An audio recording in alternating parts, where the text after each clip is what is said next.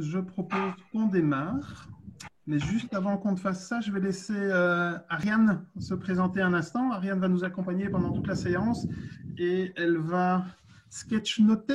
Salut à tous, Alors, donc je suis là avec ma petite caméra USB, donc je suis là avec mes marqueurs en tant que sketchnoteuse, donc je ne suis pas coach mais ça m'intéresse beaucoup, donc voilà, je vais prendre note avec la pensée visuelle, donc ce sont des dessins très simples et l'idée c'est de soutenir l'attention, éventuellement aussi par la suite on en fait quelque chose, peut-être une petite vidéo ou ne fût-ce que les scanner, et voilà, c'est aussi bon pour ancrer et mémoriser. Je donne aussi des ateliers, si je peux faire un petit peu de pub. Je donne aussi des ateliers, mais bon, évidemment pas pour le moment. Et donc des formations. Voilà, j'ai une page Facebook qui s'appelle Visualigence. Et dont on partagera l'URL en même temps que le scan de ce que tu vas réaliser comme illustration oui. pendant l'heure qui vient. Merci. Ok, merci Ariane. Alors, je vais très rapidement me présenter et puis partager avec vous mon intention pour cette séance d'information. Je suis venu au coaching assez récemment, en fait, ça fait quelques années. En 2012, j'ai été amené à changer de carrière professionnelle et j'ai démarré comme business developer pour des PME. Donc, mon intention était de les aider dans leur démarche commerciale. C'est un job, je crois que j'ai dû faire ça pendant 2 ou 3 semaines. Ça m'a assez rapidement énervé parce que les PME pour lesquelles je travaillais étaient finalement, selon mon appréciation, assez mal organisées et pas en mesure de recevoir le business ou les démarches que j'entamais pour eux. Et donc, ce boulot a très vite évolué vers de la consultance CRM. CRM sont les outils qu'on utilise dans les entreprises pour gérer la relation commerciale, piloter les activités au jour le jour, principalement des équipes commerciales, et puis pour piloter également le fameux pipeline, donc les perspectives de vente. Et ce boulot de consultant CRM m'a amené très rapidement à découvrir l'agilité. Et puis de l'agilité, en partant de l'agilité, de fil en aiguille, j'ai découvert d'autres choses comme la sociocratie, l'holacratie, etc. J'ai fait quelques expériences de développement personnel aussi. Ça m'a conduit à faire une formation de coaching en 2017 chez Coaching West, donc la perspective d'une certification ICF que j'ai eue. Et puis mon parcours a continué comme le vôtre sans doute, avec beaucoup de picorage à gauche, à droite, avec de la PNL, de l'AT, de la CNV, enfin voilà, tous ces modèles et tous ces outils dont on raffole pour les mettre dans notre boîte à outils de coach. J'ai picoré à tout ça aussi. Et aujourd'hui, mon activité est une activité qu'on pourrait estampiller d'agile coaching ou de coach agile. Donc, mon boulot est d'accompagner des PME, parfois des ONG ou des associations, dans des processus, dans des projets digitaux qui restent souvent focalisés sur du CRM. Et je le fais chez des clients pour qui le projet digital est l'occasion de changer le mode de fonctionnement, le mode de gouvernance, le mode de prise de décision. Donc, le digital est utilisé comme un vecteur de transformation dans l'entreprise.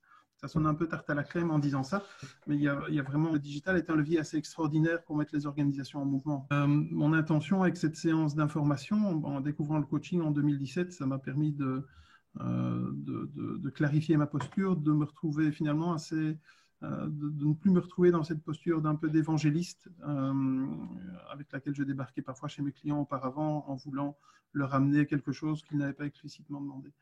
Et un truc qui m'a frappé, c'est la façon dont l'agilité et des canevas comme Scrum abordent les choses et les similitudes avec des pratiques de coaching de type Grow, comme celles qu'on découvre quand on fait une formation ICF. Et l'autre chose qui m'a frappé, c'est que cette communauté de coachs agiles est finalement assez, que j'espère, avec la communauté de pratique qui est proposée avec ce genre de séances d'information, c'est à la fois d'amener l'agilité à portée des coachs ICF et puis peut-être aussi de faire le chemin inverse, c'est-à-dire de permettre à des gens qui ont abordé l'agilité, souvent avec un background qui est davantage un background IT, d'enrichir leur posture agile en y ajoutant les techniques et l'état d'esprit qui est le propre de la posture de coach telle qu'on la découvre dans des parcours de type ICF. Ce que je vous propose de faire maintenant, comme on est nombreux, je vous propose de le faire par écrit dans la fenêtre de chat plutôt qu'oralement. C'est simplement de reprendre votre nom et votre spécialité de coaching si vous avez un focus particulier. Peut-être 1 ou 2 adjectifs pour qualifier votre style de coaching. Sur une échelle de 0 à 5, votre affinité ou votre connaissance ou votre maîtrise de l'agilité. Et si vous souhaitez la partager avec les autres participants, votre adresse email. Et je propose qu'on se donne, allez, disons 2 minutes et demie pour faire ça. Et on se donne donc 2 minutes et demie pour faire ça. OK, tout le monde a eu l'occasion d'intervenir? Oui. Oui, mais pas de lire par contre. Voir quel est votre rapport à l'agilité, comme ça je sais à quel niveau détails ou de profondeur, il est utile d'aller. Alors, je vous propose d'intervenir une deuxième fois, et là, c'est pour ma propre utilisation. C'est simplement d'indiquer en quelques mots, en une phrase, ce qui vous motive à être présent aujourd'hui. Vos notes me serviront pour le bouclage en fin de séance, de façon pour faire remonter ça et pouvoir réagir et m'assurer que ce qui vous amène a bien été adressé. Alors, je repartage avec vous mon intention pour ce webinaire, mais de manière plus précise. Alors, ce que j'espère pouvoir faire pendant les 45 minutes qui sont à notre disposition, c'est vous permettre de voir d'où vient l'agilité dans un contexte bien précis.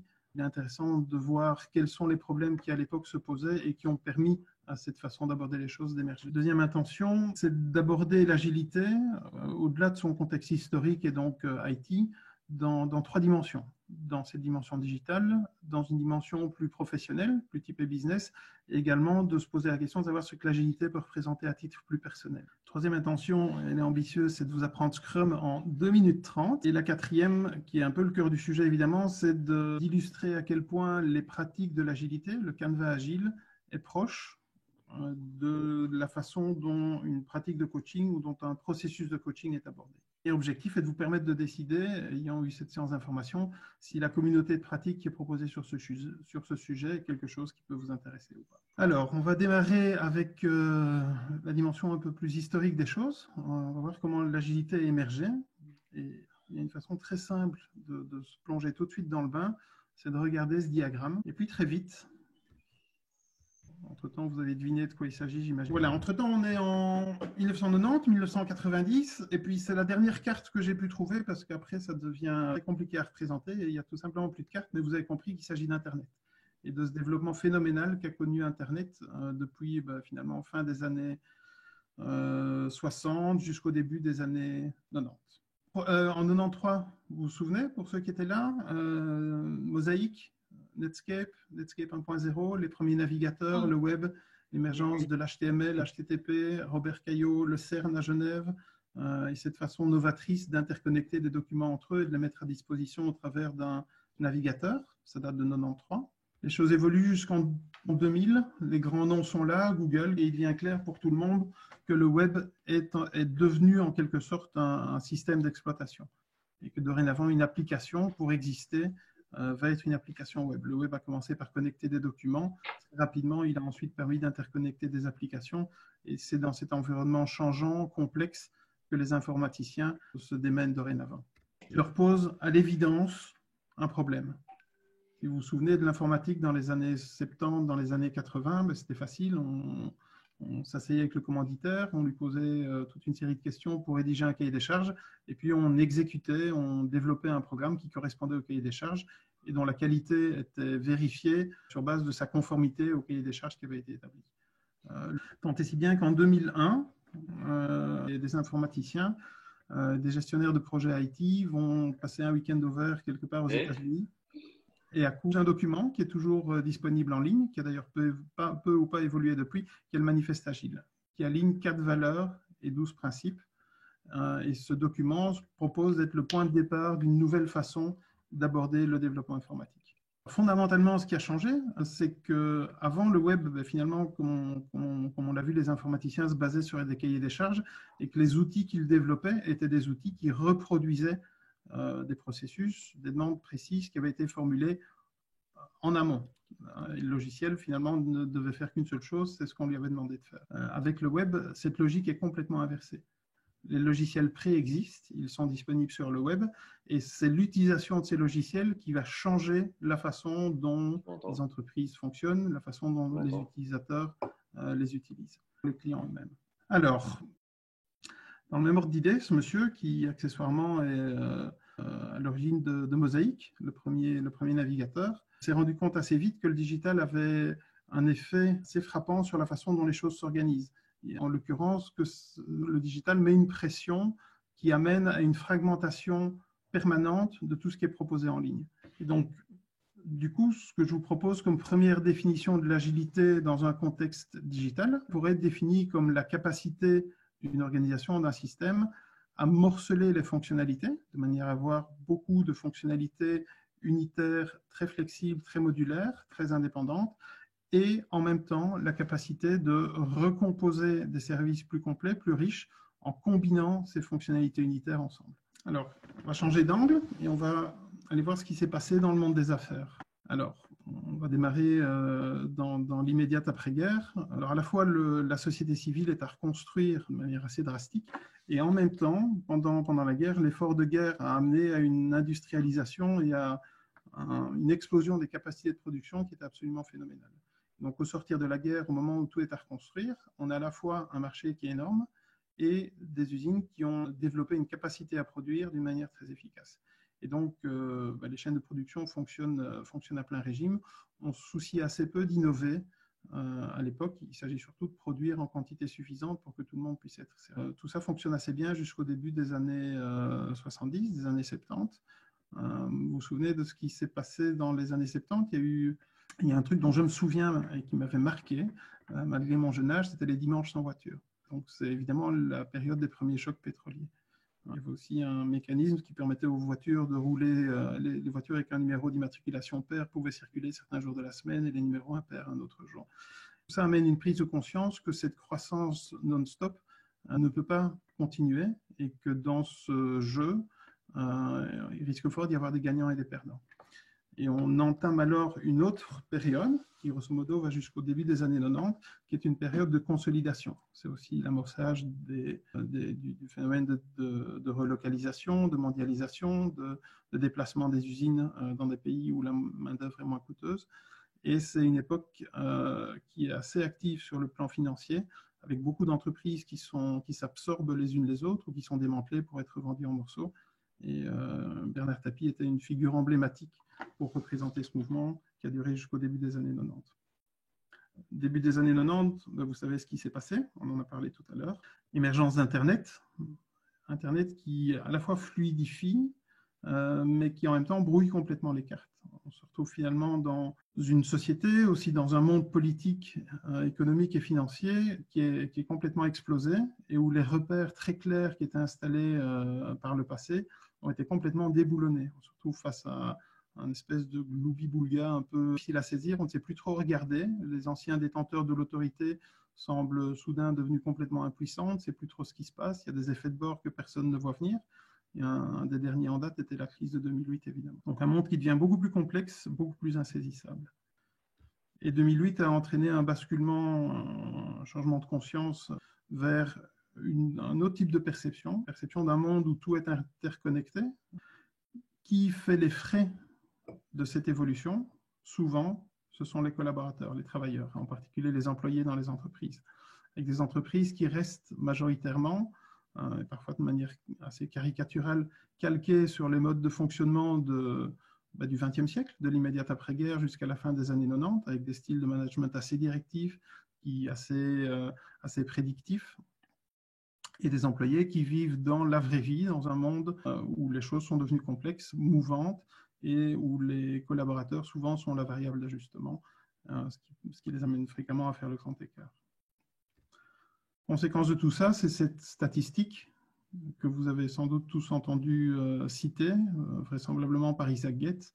Dans les entreprises aujourd'hui, grosso modo 4 travailleurs sur 5, 80%, ne savent plus trop pourquoi ils sont là. Ça, c'est la réalité dans les entreprises aujourd'hui. Et si on veut faire le lien avec le sujet du jour, qui est l'agilité, et qu'on essaye de le formuler dans une déclinaison qui est plus spécifiquement business, économique, on pourrait imaginer que l'agilité d'une entreprise ou d'un projet pourrait se définir comme étant sa capacité à se spécialiser, c'est-à-dire à se décomposer pour adresser une situation en particulier, et simultanément à se fédérer, à se regrouper pour répondre d'une manière pertinente aux circonstances.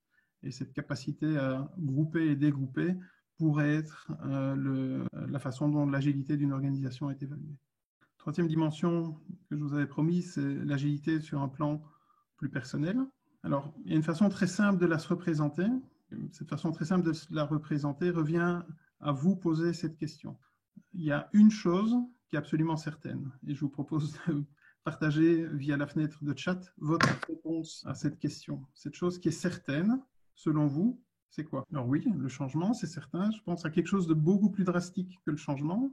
Il y a deux réponses qui vont dans le sens que j'avais à l'esprit, qui est la fin et la mort. C'est effectivement la seule chose qui est absolument certaine. Je pense qu'on sera tous d'accord là-dessus. À ceci près qu'il y a une deuxième chose qui est certaine. Ce qui est tout aussi certain, c'est que nous sommes présents ici et maintenant. Et donc, ça trace une ligne entre ici, maintenant et la mort, dont on ne sait finalement pas trop quand elle va survenir.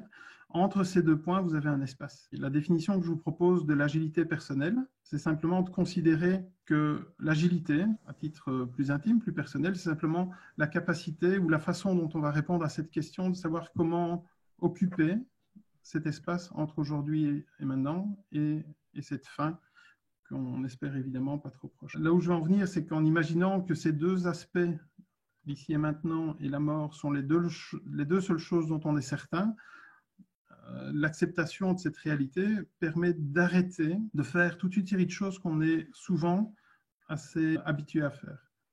Alors, une des premières choses qu'on peut arrêter de faire, c'est arrêter de faire des suppositions, de faire des plans sur la comète.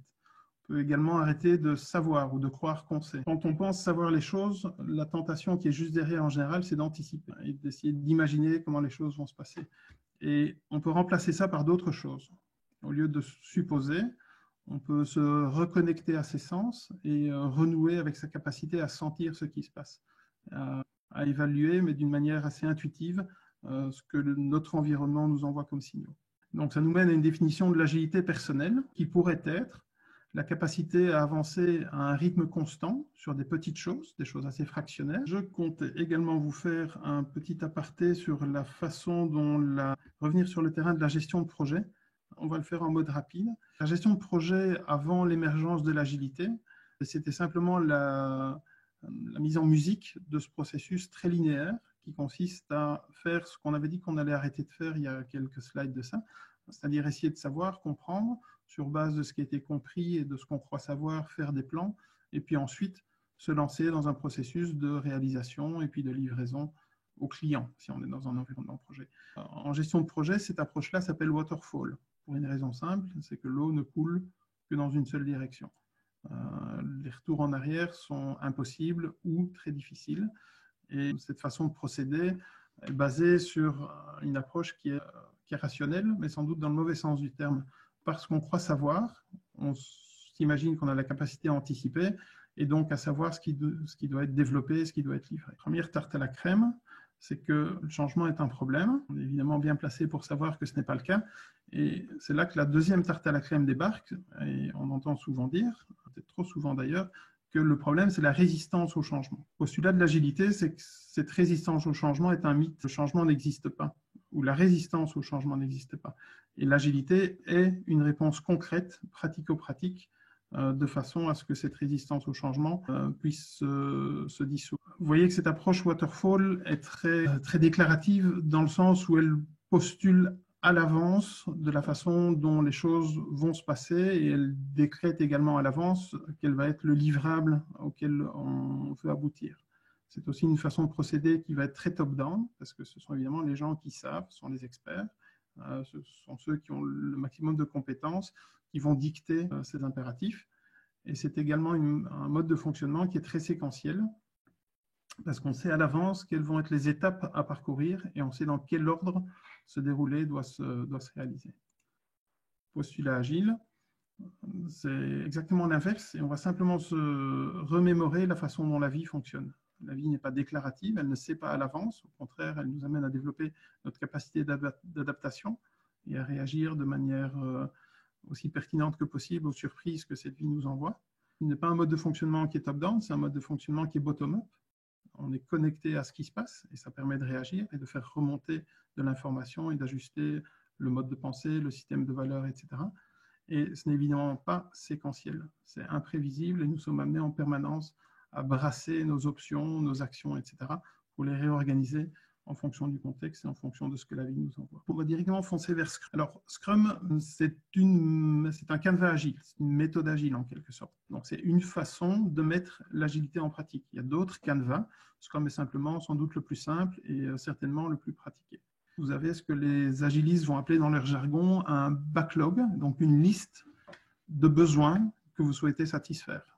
Ils sont évidemment nombreux, ils évoluent en permanence, la liste a tendance à s'allonger et de manière régulière, vous allez dans cette liste de besoins isoler un sous-ensemble que vous allez, sur des cycles courts, entre 2 et 4 semaines, besoins que vous allez solutionner, des besoins auxquels vous allez apporter des réponses concrètes, de sorte qu'en bout de cycle, vous ayez, alors en fonction du contexte, des fonctionnalités si on est dans l'informatique, des outils, des processus, des éléments de produits, des choses bien concrètes à vous mettre sous la dent qui font changer, qui font évoluer votre réalité. Et pendant ces 2 ou 4 semaines que vous aurez passé à travailler sur ce sous-ensemble, votre backlog, évidemment, s'est complété avec de nouveaux besoins et vous repartez dans un nouveau cycle de production ou de satisfaction des besoins.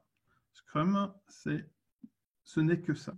Je vais très vite passer en revue avec vous les quelques éléments constitutifs de Scrum, de façon à ce que vous puissiez à la fois comprendre, il y a vraiment 3 dimensions essentielles qui sont les artefacts, donc en gros les documents dont on va se doter pour faire fonctionner ce processus.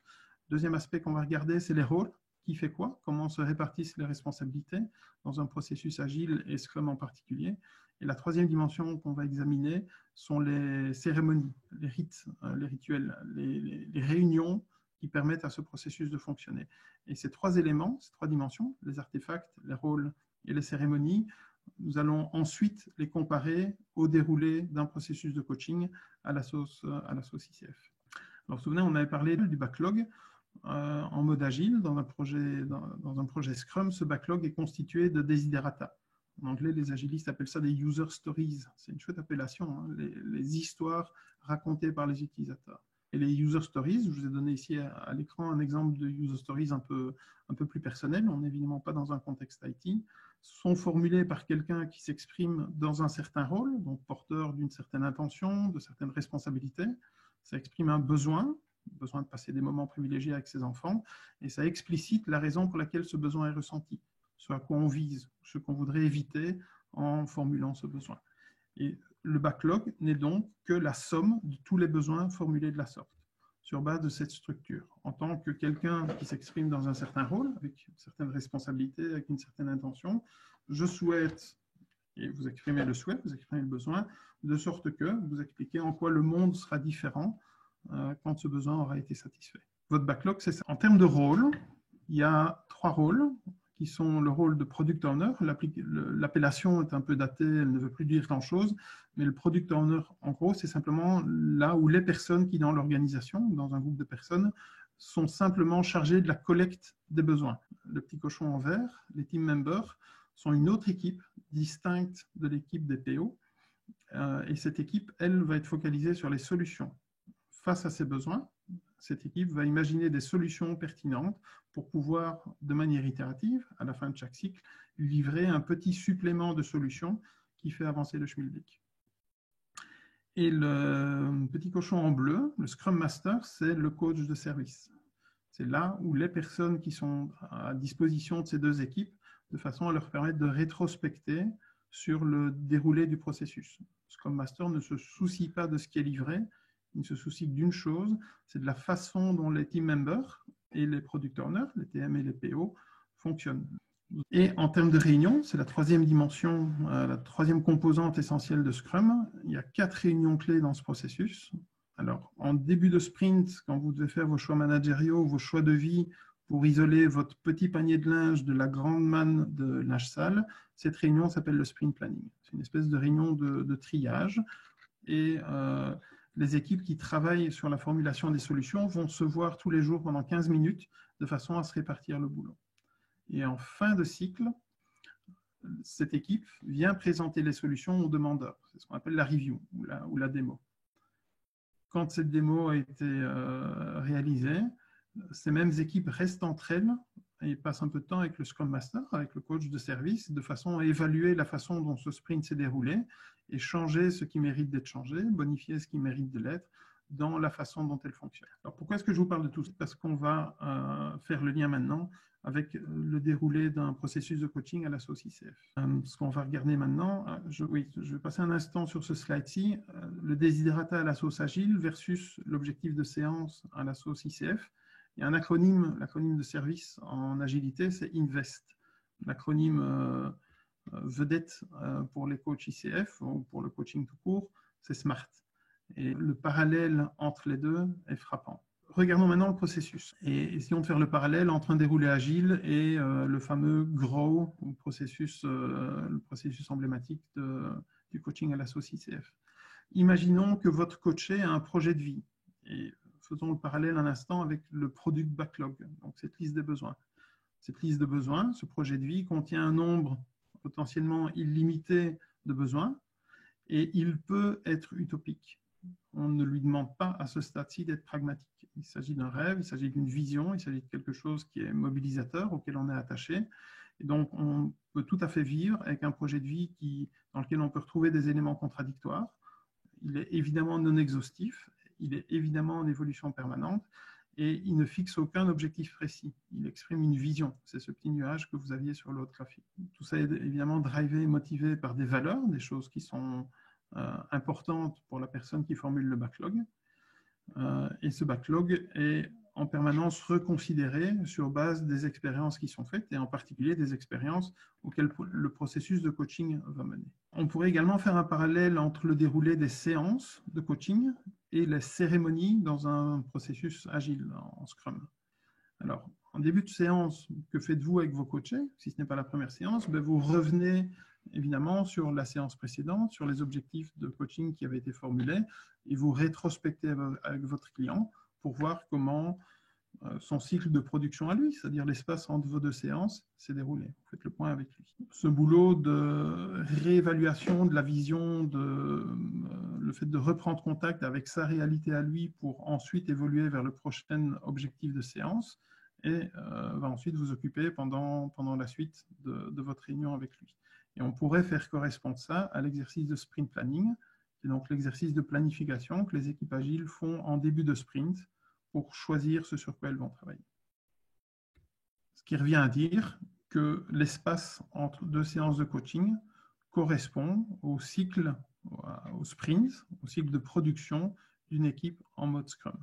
Le parallèle entre les principes agiles et les compétences ICF qui entre-temps sont passées à 8, me suis-je laissé dire, je vous les garde pour plus tard.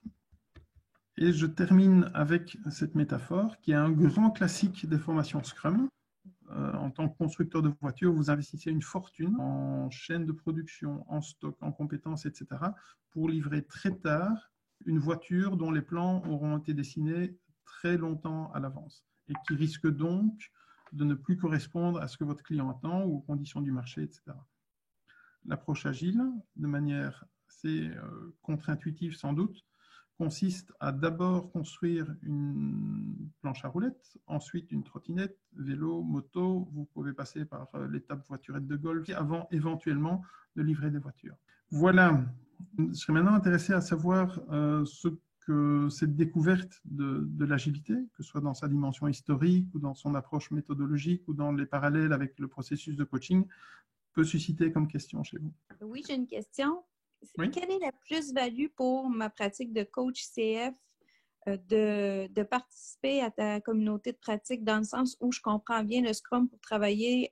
J'ai travaillé comme chargée de projet dans une agence marketing qui faisait de la programmation, donc la portion programmation était très agile. Quelle est la plus-value pour moi en étant au Québec de participer à ça? Qu'est-ce que je vais aller chercher exactement? C'est difficile de répondre à la question sans savoir quelle est ton intention en termes d'évolution de ta pratique de coaching. Il y a deux aspects qui me viennent à l'esprit. Il y en a un qui est assez terre-à-terre et pratico-pratique, c'est de pouvoir en tant que coach répondre de manière plus explicite à des demandes ou à des missions ou à des demandes de coaching qui font explicitement référence à l'agilité. Et je pense évidemment davantage aux coachs qui opèrent dans un contexte professionnel au sein des entreprises. La deuxième chose qui me vient à l'esprit, c'est ce que je mentionnais tout à l'heure, c'est le fait au-delà de la discussion avec le coaché, de l'écoute active, etc., être en mesure de proposer des mécanismes de mise en mouvement, je ne vais pas parler de mise en pratique dans un contexte de live coaching, mais vraiment une rythmique, une mécanique de mise en mouvement qui est beaucoup plus explicite. Sans pour autant évidemment déposséder le coaché de sa responsabilité de la mise en mouvement, du fait que c'est lui qui choisit son plan d'action, qu'il le met en œuvre, etc., mais de faire émerger quelque chose de vraiment assez précis pouvoir installer une espèce de, je ne sais pas si c'est plutôt une systématique ou une systémique, mais il y a une notion de cadence, de rythme dans le déroulé du coaching que l'agilité peut apporter et ajouter une posture ou une pratique de coaching classique. D'autres questions? Non, tout est clair. Merci. Ariane, où est-ce qu'on en est avec le sketchnoting? Voilà. Bah, écoute, j'ai beaucoup j'ai fait pas mal de pages. Donc là, je l'ai fait à l'envers. Je ne sais pas si vous avez pu voir un petit peu. Comme on est vachement en retard, on a débordé. Je ne pense pas que je vais les reprendre une à une. Il y a vraiment beaucoup. Par contre, j'aimerais bien que tu me les relises éventuellement parce que je pense qu'il y a 2-3 petits points. Ça allait quand même assez vite et j'avais aucune préparation. Donc voilà, pour moi, ce serait un plus de pouvoir juste les retoucher un petit peu. Quoi. Ok, impeccable. Donc on passe ça en revue offline, on scanne et puis on partage avec les participants. Merci. Génial. Bon confinement, si j'ose dire. Profitez-en bien, en espérant que vous ne soyez pas trop impactés, ni vous-même, ni vos proches. Et puis, protégez-vous. et puis à bientôt.